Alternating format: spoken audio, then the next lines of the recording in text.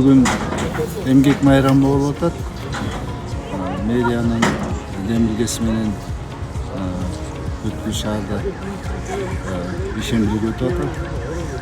Биз жогорку сот келип ошол демилгени колдоп, ушул бизге бөлүнгөн аянтты жакшылап талкалап, жакшы маанайда балдарыбызга кийинче бул жер көгөрүп аткарып турганы чоң бизге биздин аларга көрсөткөн